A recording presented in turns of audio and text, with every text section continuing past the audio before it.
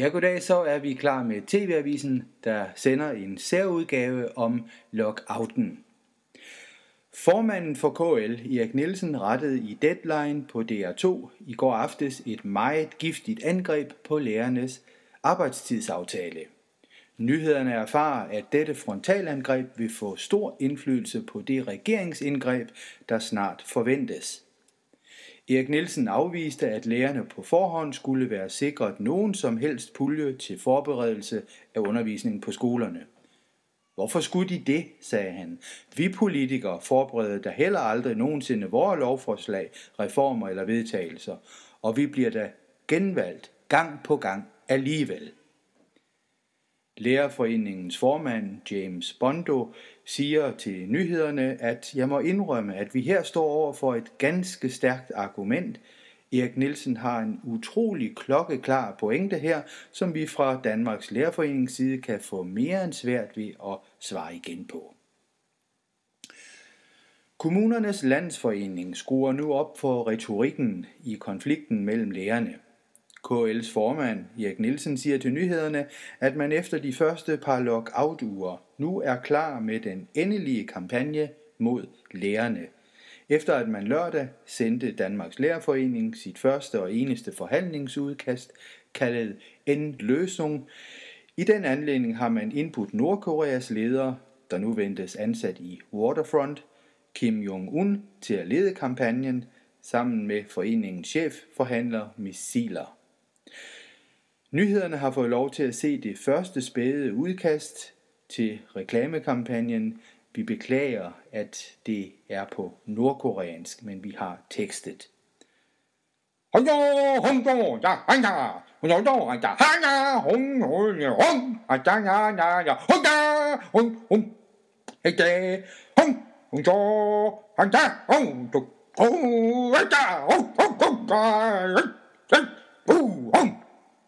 Der har ellers de sidste dage verseret rygter om, at KL's chefforhandler Missiler var ved at opgive sin post. Nyhederne havde dog KL's formand Erik Nielsen i telefonen for et stykke tid siden, der kategorisk afviste rygterne. Men som han udtalte, hvis det skulle ske, så har vi afløseren klar allerede. Vi har nemlig på forhånd indgået en forhåndsaftale med dovne Robert om i så fald at overtage embedet. Han gider nemlig heller ikke forhandle, slutter Erik Nielsen. En ny fødevareskandale ryster Danmark i disse dage.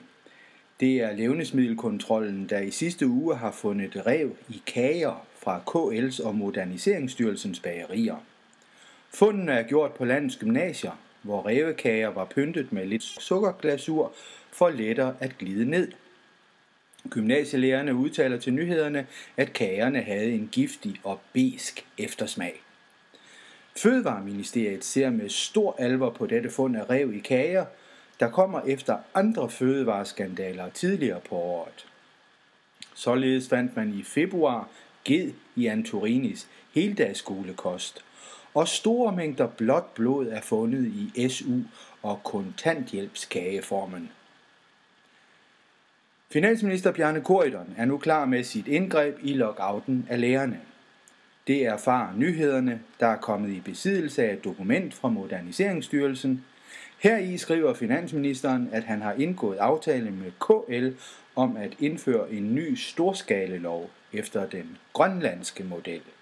Storskalaloven skal give ministeren mulighed for, at multinationale firmaer kan ansætte tusindvis af kinesiske og finske lærere til lønninger, der ligger langt under dansk niveau. Lovforslaget ventes hastebehandlet i Folketinget i næste uge.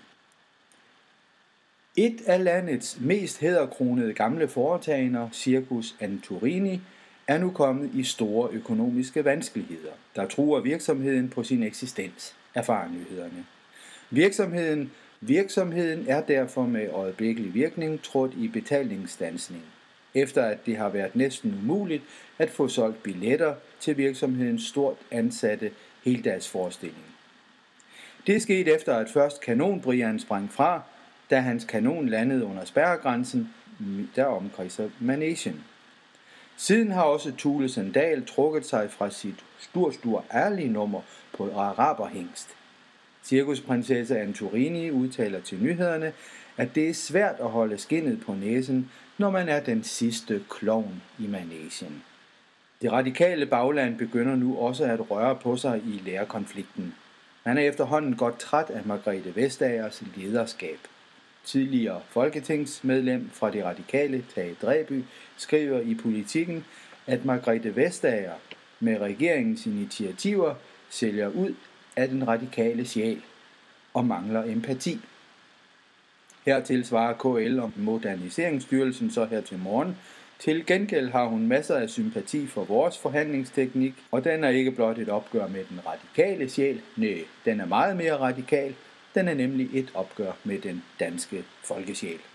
Efter flere måneders bandekrig ser det nu ud som om, der er sluttet fred mellem de to bekrigende bander, Hells Angels og Bandidos. Det sker efter, at præsidenten for Bandidos i Køge, Henrik Sass Larsen, har meldt sig ind i Hells Angels, der sidder på størstedelen af det illegale overenskomstmarked i Danmark. Præsidenten for Hells Angels, Bjarne Corydon, med tilnavnet Den Blå Slagter, vil få uindskrænket magt og dermed ledelsesretten over bander og tyveknægte her i landet.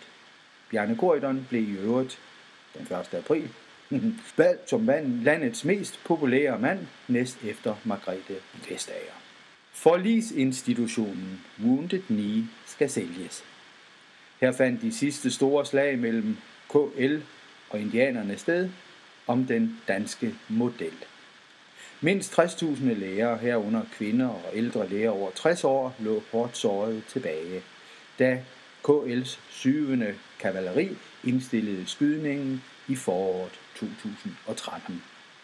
Wounded Knee, der nu ejes af Corydon-klanen, men som lægerne føler er stjålet ejendom, ventes solgt for en slik. Pengene skal ifølge Corydon-klanen gå til yderligere nedsættelse af selskabsskatten i landet. Og til sidst har vi en vejrudsigt. Den iskolde påskeøsten fortsætter nogle dage endnu. Den sibiriske kulde har bidt sig fast i Danmark, og det har medført stalinistiske tilstande i regeringskontorerne og i kommunernes landsforening. Milde pædagogiske vestenvinde forsøger nu at trænge ind over landet, men standses af et højt silertryk. Det har skabt en vis turbulens i luften over Danmark.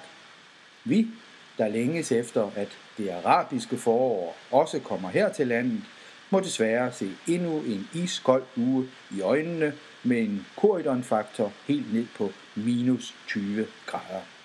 Det var nyhederne. God kamp.